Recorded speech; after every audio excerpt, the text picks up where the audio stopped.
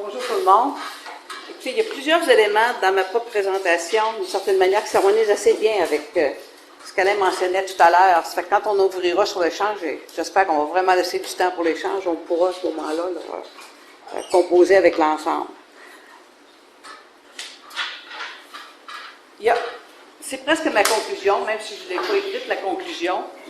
Mais la chose principale que je veux dire par rapport aux approches, et ce que je veux mettre en évidence, c'est le fait que, en psychologie de l'éducation, ce qu'on nomme plus au Québec comme la psychoéducation, la psychopédagogie, educational psychology, tout ce courant-là de recherche, beaucoup ancré dans ce qu'on appelle les sciences de l'apprentissage, et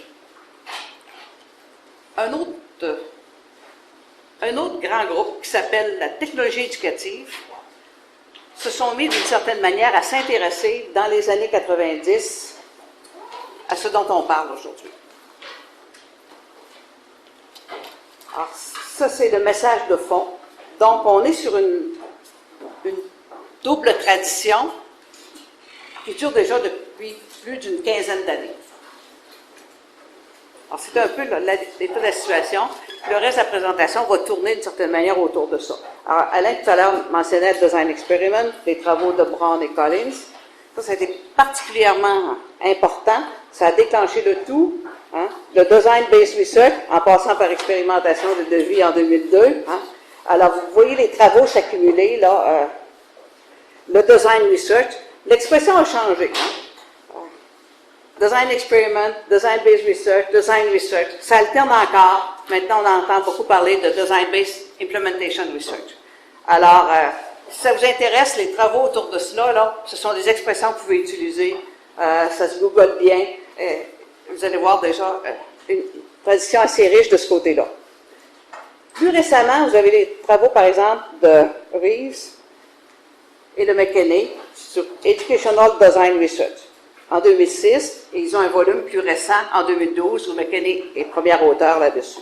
Et on arrive au Design-Based Implementation Research. Alors ça, c'est vraiment là un peu les assises conceptuelles, méthodologiques, finalement, de deux traditions jeunes, ancrées en éducation. D'un côté, la psychologie de l'éducation, et de l'autre, la technologie de l'éducation. Alors c'est assez intéressant parce que c'est finalement des contributions dans le domaine de la recherche qui avaient été relativement distinctes. Par contre, il y a toujours eu une grande inspiration, ce qu'on a appelé les nouvelles sciences de l'apprentissage. Elles étaient ancrées auparavant quand même dans ce qu'on connaissait sur l'apprentissage. Mais voyez-vous, il y a un virage de deux groupes vers ce qu'on appelle des recherches qui vont mieux servir l'innovation. Parce que l'idée clé chez Anne Brown, c'était celle-là. En 1992, et il y avait Collins aussi qui pensait beaucoup la même chose, c'est que souvent, les résultats de recherche sont en retard sur l'innovation. On la regarde à distance, l'innovation, temps 1, temps 2, de toute façon, ça ne marche pas. On peut-tu faire autre chose? On peut-tu aider? Est-ce qu'on peut avoir des données qui vont informer et ça va faire en sorte qu'on va aider l'innovation? Donc, cette idée-là était très, très au cœur. Et l'autre idée centrale chez Brown, selon ma perspective, c'est toute cette notion de dire on passe, pour faire de la recherche, on passe du laboratoire à la classe. Mais naturellement, c'est un très grand passage, un passage très, très délicat. Et Alain, tout à l'heure, et vous avez très, très bien parlé de tout ce que ça peut impliquer.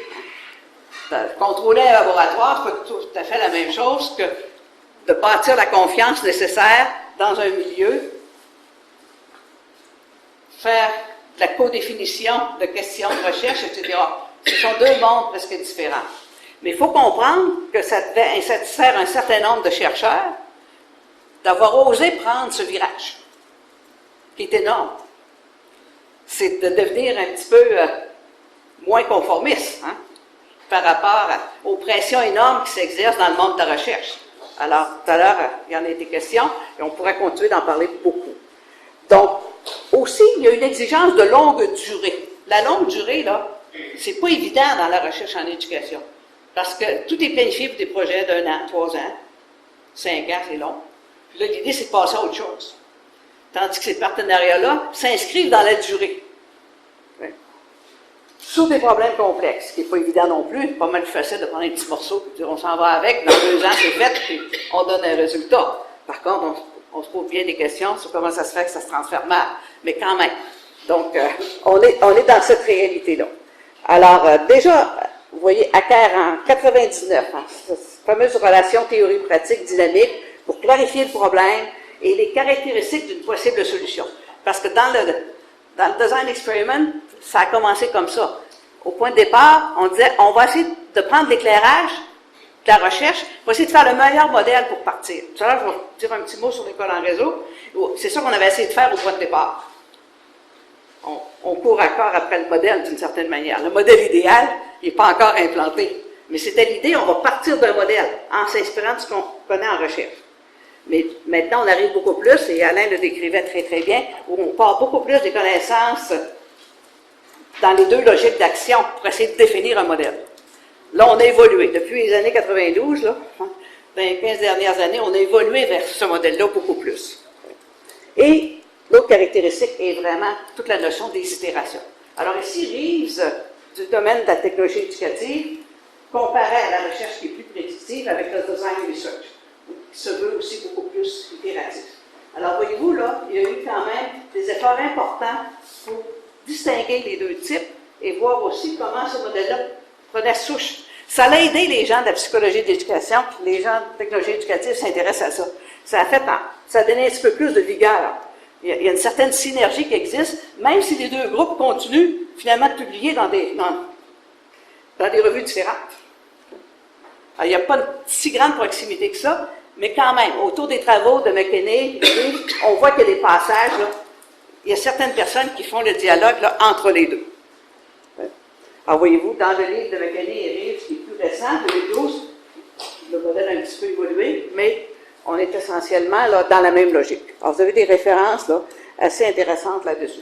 École en réseau au Québec, qui est maintenant École en réseau, c'est vraiment inscrite là, dans un mode de design. Alors, si vous allez sur le site, vous allez voir plein de choses là, en rapport avec cela. Voyez-vous, pendant un certain temps, on s'est intéressé aux conditions d'innovation. On a beaucoup cherché autour de ça. Ouais.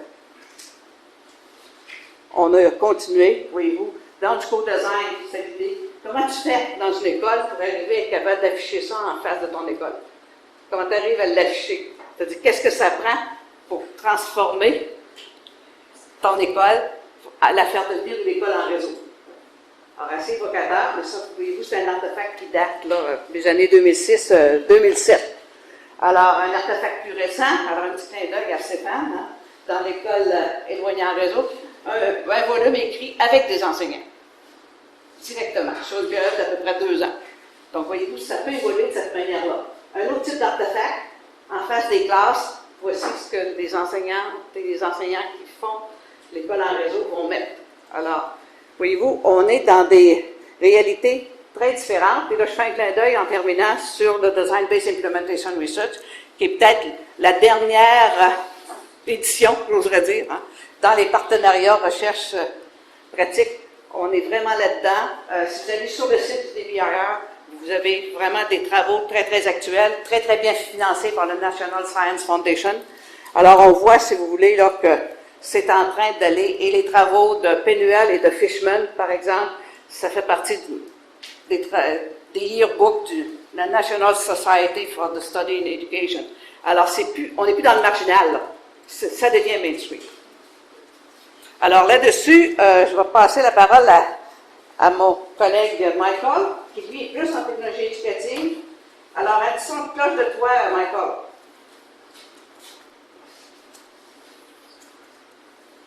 Merci beaucoup Thérèse. Ben voilà, effectivement, je viens de l'autre côté des tracks, comme on dit.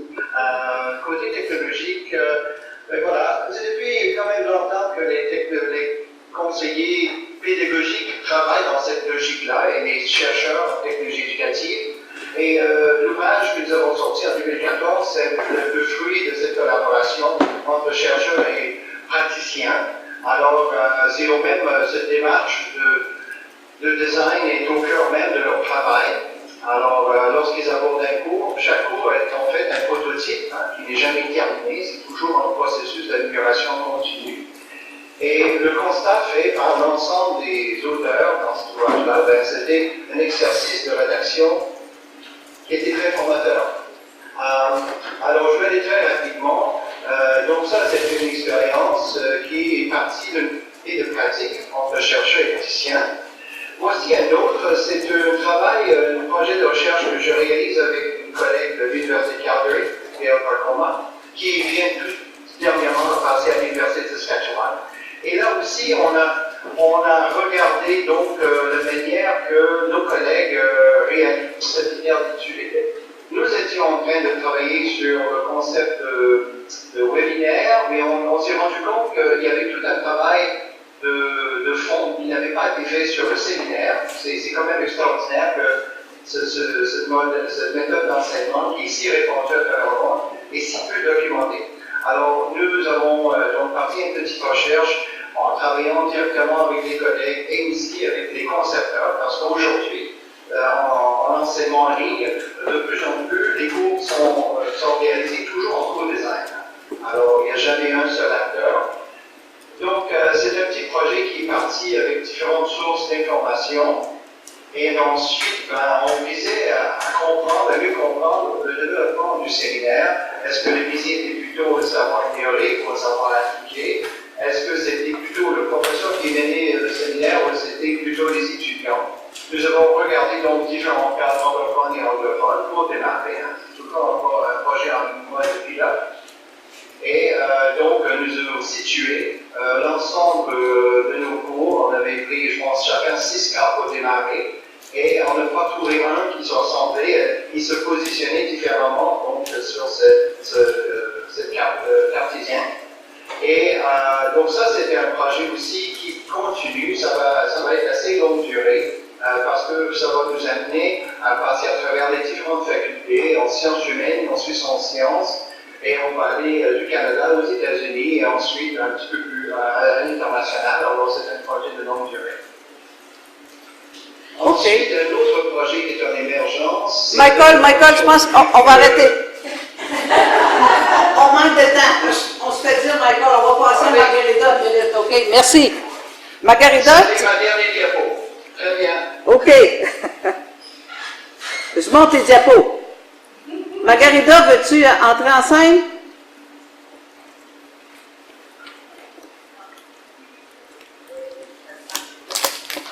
Parle pas mal plus fort, Margarida.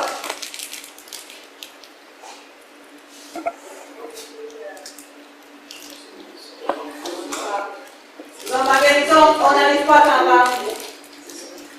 Faut que tu lèves ton micro maximum. Elle est au Chili, hein? Ouais. Maximum. Non, on n'est pas capable de t'entendre, Margarida. Écoute, je vais présenter Oui, ça va. On t'avait presque. Vas-y. Ok, oui. Donc, les mots du temps, en fait, c'est quelqu'un qui ne sait pas. Et c'est vraiment des cours efficaces comme ça. C'est des éléments qui On arrive mal à t'entendre, Margarida. Margarida, on arrive mal à t'entendre. Fait que je vais reprendre la parole. OK? Alors, un des éléments, entre autres, c'est un article qui est sorti récemment sur la co-création au cœur des apprentissages. C'est une bonne façon de terminer la présentation. C'est autant on dit on passe en mode co-design. Vous savez qu'avec le Web 2, l'idée, c'est que il y a de la création de contenu faite par l'utilisateur. Donc, c'est une façon de dire, il y a du moyen aussi que même les élèves soient engagés dans ce processus-là. Comment dire, pour faire des utilisations un petit peu plus avancées des technologies en salle de classe. Ramener du contenu produit ou coproduit par des élèves. Alors, c'est un, vous voyez ici, là, c'est une petite nomenclature là, sur comment ça peut évoluer.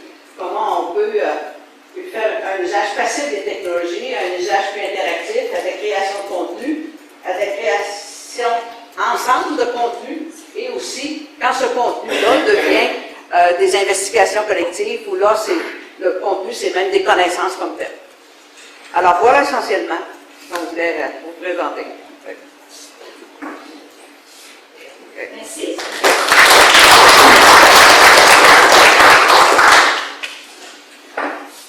Thérèse, merci pour la présentation. Ma question se soulève un peu au niveau de la diffusion des connaissances. On a un peu une idée en termes de rayonnement. Est-ce que le modèle de chemin en réseau qu'on évoquait, est-ce que le modèle de recherche de l'état design, est-ce qu'il donne un taux de rayonnement aussi intéressant à l'international dans d'autres contextes? Est-ce que le rayonnement qui permet à la recherche en design, c'est spécifique au contexte où il y a généralement un taux de rayonnement intéressant ici aussi? Le cours de design est formulaire de ce qu'on a fait dans l'école en réseau. Puis si on prend le modèle d'école en réseau, je pense que là, il y a deux notions importantes. Il y a celle de la fidélité à l'innovation, puis il y a celle de l'adaptation mutuelle d'une innovation. Je pense qu'avec l'école en réseau, on est beaucoup plus dans un processus. Et même si on était parti avec ce modèle original, on a vu déjà dans les classes, dans les écoles, dans les commissions scolaires, les gens sont passés en mode adaptation mutuelle. Donc, par exemple, quelque chose qui a fait sens beaucoup pour les enseignantes et les enseignants, c'était la notion d'un questionnement authentique. Donc, comment est-ce qu'on lève? Et ça parlait aux enseignants. Donc, c'est un bel exemple d'une adaptation du modèle. Et pour nous, il ne fallait pas rester sur le modèle de base, peut-être qu'on l'aurait souhaité, parce qu'on dirait encore, ça ne se transfère pas. Parce que prendre cette posture-là, la fidélité d'un modèle développé dans une tour, ça va s'appliquer dans une école. Moi, je trouve que c'est à la fois naïf et prétentieux. Par contre, la recherche opère encore beaucoup comme ça. Donc, on est dans un mode, et ça l'a gagné à l'extérieur. Il y a un rayonnement d'écoles en réseau. Par exemple, vous avez toute la région de Clermont-Ferrand en ce moment, qui dessert une population d'1,2 million, qui s'inspire du modèle aussi. Eux aussi, ils le font dans leur culture, dans leur façon de faire. Ce qui en reste, finalement, c'est du modèle original, ça devient peu de choses, et c'est correct comme ça. Ce sont des idées qui s'améliorent dans des conditions de contexte en particulier. Et si on voit le transfert de connaissances plus de cette manière-là, bien,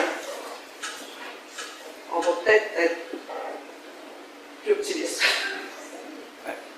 Merci. On a du temps pour les questions. Est-ce qu'il y avait d'autres questions? Si le président, je peux avancer. Est-ce qu'il y a eu des milieux dans lesquels le modèle, par exemple, pour exemple, d'école en réseau, où la difficulté de rayonnement était, sur la difficulté d'insertion plus modèle, était difficile de prendre pied et rejoindre beaucoup de gens? Est-ce qu'il y a des facteurs, justement, d'ici, que effectivement, les lieux où le rayonnement était difficile lors de l'implantation du projet à l'extérieur de l'international, est-ce qu'il y a des facteurs qui peuvent contribuer à limiter le déploiement? Est-ce qu'il y a des solutions? La pédagogie qu'on met de l'avant là-dedans, c'est une pédagogie qu'on appelle de co-élaboration de connaissances, où c'est un modèle qui a sa propre complexité, que les gens reprennent à travers le questionnement authentique, à travers la réalisation de projets avec les élèves, etc.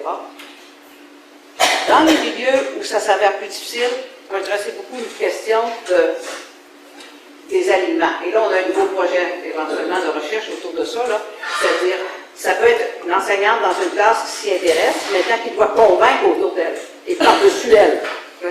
Ou au contraire, ça peut être un DG, mais en même temps, le DG doit trouver des directions, la direction doit trouver des enseignants volontaires, etc.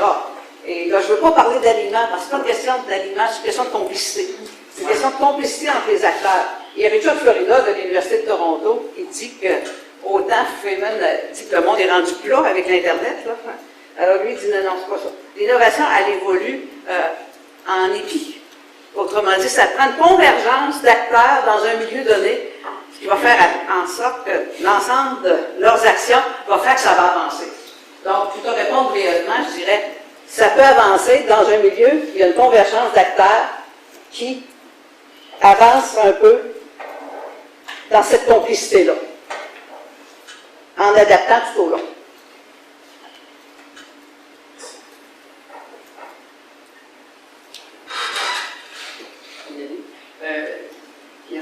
je m'attendais à ça, comme il y avait plusieurs choses qui ont été présentées, je serais curieuse de savoir, on parlait tantôt des niveaux de participation, concrètement, par exemple, dans l'école en réseau, c'est quoi les niveaux de design qui se fait à quel niveau?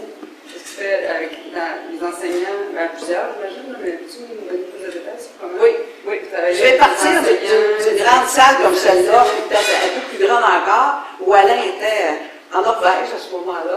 Et puis on était en 2002, on venait de finir la revue documentaire, puis l'idée était d'avancer là. Est-ce qu'on était pour prendre un modèle où on irait vers de la formation à distance pour l'école en réseau, ou si on prendrait une fenêtre un peu plus difficile, qui était celle de faire du travail en collaboration, entre les élèves, entre les enseignants, etc. Et ce qui est arrivé là-dedans, c'est qu'au fur et à mesure qu'on s'est mis à avancer, on racontait, on avançait. Alors, le sous-ministre de l'époque lève la main et dit « Allez-vous la formation des enseignants là-dedans? » Et là encore, c'était un modèle de la formation des enseignants comme on connaît. Alors que la séance avait consisté à inviter les enseignants, les directions d'école, les directions de commission scolaire à co-concevoir l'école en réseau. Inventons-les ensemble. Mais en même temps, et là, d'ailleurs, Alain et moi, on est dans un article assez récent sur le co-design, vu comme une forme de développement professionnel.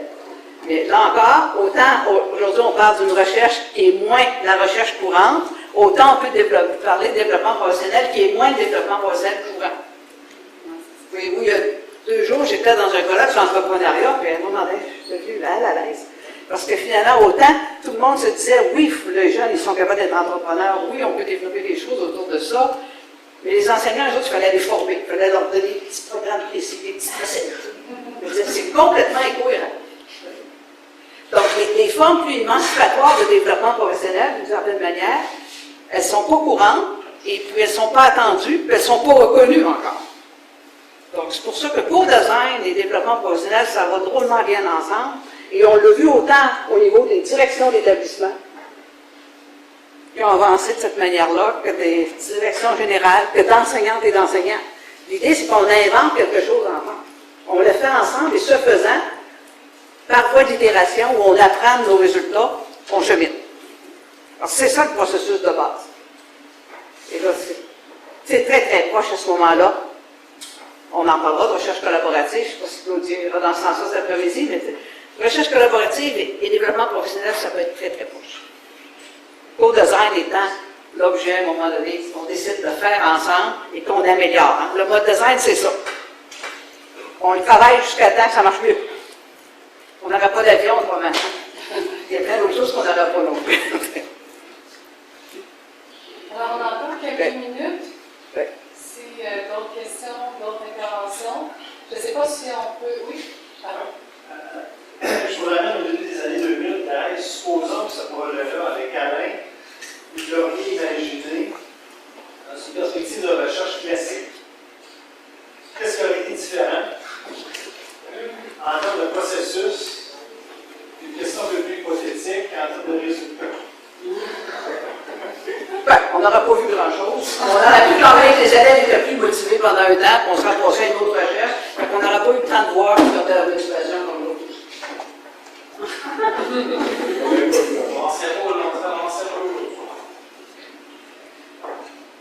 Ça évolue tranquillement, ça se développe, et là où on se... Je ne veux pas parler pour toi, Alain, mais il me semble que le fond de l'histoire, c'était que progressivement, le développement de l'Internet nous amenait à une mise en relation dans les organismes de l'éducation, dans les classes, dans les écoles. Et le passage à une classe en réseau, qu'on définit maintenant comme étant la possibilité d'accéder à des ressources, incluant des personnes de l'extérieur de la classe, et tranquillement de prendre différentes façons et formes. Est-ce que c'est juste le fait d'avoir commencé très tôt dans un partenariat université-milieu par rapport à ça? Moi, c'est comme ça que j'ai commencé à m'intéresser à l'Internet. Je n'ai pas de la technologie. Mon doctorat est en éducation humaniste. Alors, c'est M. Bruleux qui un jour me dit « Comment ça se fait qu'on n'a pas de classe francophone? » Tu t'en souviens? J'étais doyenne à ce moment-là. Il vient nous sonner les cloches en disant « Écoutez, là, il y a des classes francophones qui sont avec SchoolNet Canada, qui ont accès à Internet, puis il n'y a rien du côté francophone. » J'ai dit « Quoi? » Mais moi, j'ai vu au début que ça pouvait aider à renforcer le partenariat université-milieu. c'est comme ça que c'est parti, mais c'était très, très marginal à ce moment-là. On était en 1995. Là. Alors, la notion de devis socio-technique, on parlait beaucoup plus de technologie en ce moment-là que de devis socio-technique. L'expression qu'utilisait Alain tout à l'heure, devis socio-technique, c'est une vieille expression des années 50 en Angleterre, où le social précède la technologie. Mais la technologie a des affordances que les acteurs peuvent voir et essayer de faire quelque chose avec ça. Mais si je peux me permettre, pour répondre à la question de Stéphane, si on avait pris une approche classique de recherche, il faut se rappeler que ça n'avait pas marché parce que l'objet de recherche, c'était la possibilité que les technologies collaboratives permettent de résoudre le problème des petites écoles. C'est une possibilité. Et la recherche classique n'est pas équipée en éducation pour examiner les possibilités. Donc, on aurait eu un tableau presque vide de classe à examiner. On aurait eu un ensemble quasi vide, on aurait eu 3-4 exemples à moitié. Alors, il fallait le faire. Il fallait aider à le faire. C'est pour ça que l'approche co-design s'impose. Oui, il laisse plus de place à l'intervention que dans le modèle classique. Exactement. Faire ensemble. Intéressant, Thérèse, une petite présentation. Je me demandais, dans l'exemple des grands réseaux, comment tu vois le potentiel de pérennisation? C'était la mobilisation du personnel et tout ça, une fois peut-être que les équipes se sont retirées, ou peut-être des petits bouts que je connais moins là, de l'ensemble du projet, mais j'aurais aimé entendre peut-être là-dessus sur les défis, la suite. On n'est plus en mode recherche là-dedans comme tel. Par contre, il y a des recherches qui sont venues. Hein? L'école en réseau est devenue une infrastructure qui a permis d'autres recherches sur l'écriture, en orthophonie, etc. Donc, ça continue d'exister. Alors, ce que ça peut devenir, c'est d'autres acteurs. C'est d'autres acteurs qui sont mêlés à ça. Il y a eu d'autres projets qui ont émergé par la suite, à gauche et à droite, mais il ne faut pas avoir la prétention de dire que ça vient de là. L'important, quand on est dans le monde des possibilités, l'idée, c'est d'avoir des idées, puis de bâtir autour de ça, etc., puis de laisser partir les idées aussi. Oui. Alors, on va prendre une dernière question, puis on va passer à la communication suivante. Et je trouverais peut-être que je pense que la pérennité de l'école réseau, elle a pris différentes formes, dans le fait, puis je pense que à travers les différents projets de recherche que toutes les équipes ont généré, tout ça, donc, je pense que c'est un témoignage de la qualité des partenariats qu'on a établis, justement parce qu'on était dans une posture de co-développement. Parce que ça aurait été inimaginable, je pense, en 2003, d'arriver comme ça, de ma maîtrise à l'époque pour dire comment on fait l'école en réseau quand tout était inventé. Puis je pense qu'une preuve qu'on a bien fait de travailler dans cette voie-là, c'est qu'on est capable encore aujourd'hui, 8 ans plus tard, d'appeler et d'être dans un grand réseau demain pour faire des Z projets. C'est le partenariat qui dure, finalement. C'est l'espèce de confiance qui s'est établie aussi. Et l'idée de oui, c'est possible de faire des choses ensemble.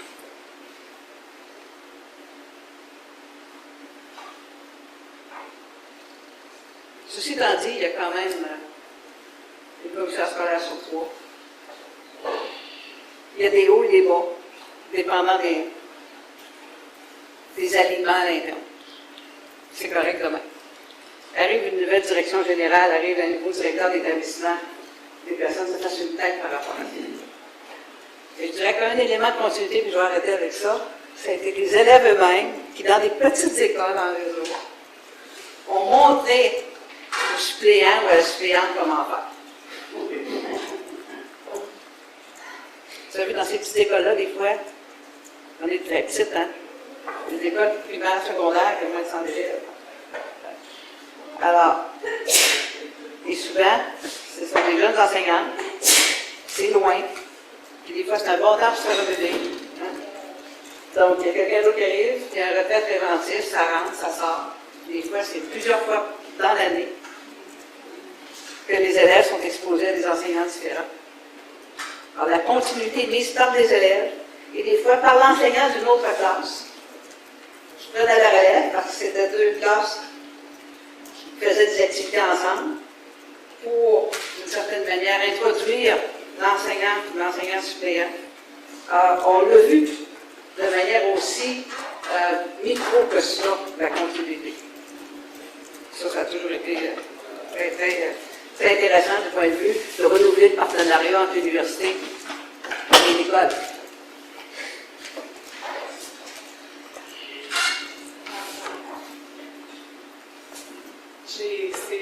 Je vous remercie infiniment, c'est extrêmement riche. Je ne sais pas si vous permettez, maîtresse, est-ce que vous êtes prête à revenir aussi s'il y a d'autres questions? Parce que l'autre question va porter aussi sur le co-design. Est-ce qu'on pourrait revenir à la suite s'il y a des questions auxquelles vous aimeriez formuler à l'équipe? Alors, merci infiniment.